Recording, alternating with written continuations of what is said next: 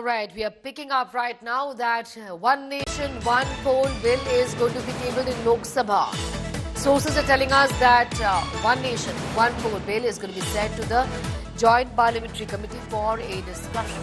According to sources, the 129th Constitutional Amendment Bill may be presented in the Lok Sabha tomorrow. Regarding one country, one election, the bill is going to be sent to the JPC for detailed discussions and consensus building. JPC is going to be formed tomorrow, in which the names of members of all parties, including the BJP and the Congress, will be announced. Himanshu Mishra getting in more details. Himanshu, इस process के बारे में बताइए, bill क्या आज table होगा या कल होगा और जेपीसी पर पहले जाएगा, इसके बारे में भी बताएं।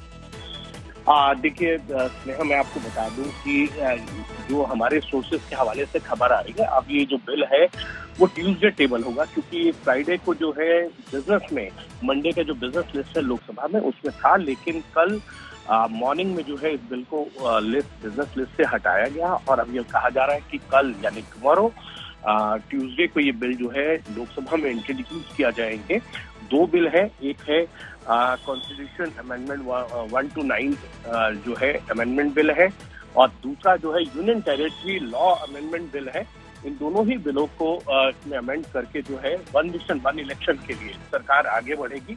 लेकिन जहां तक हमारे सूत्रों के हवाले से खबर आ रही है वो ये है कि दोनों ही बिलों को जो है वो जेपीसी के लिए भेज दिया जाएगा, जिससे इस पर जो है विस्तृत रूप से चर्चा हो सके, जितने स्टेक होल्डर्स हैं उनसे चर्चा हो और तमाम सजेशंस जो हैं वो आए, कानूनविद इसमें अपने अपने सजेशंस दे और उन सजेशंस को अडॉप्ट करने के बाद जो रिपोर्ट आएगी उसके आधार पर जो है लोकसभा में इस बिल को लाया जाएगा।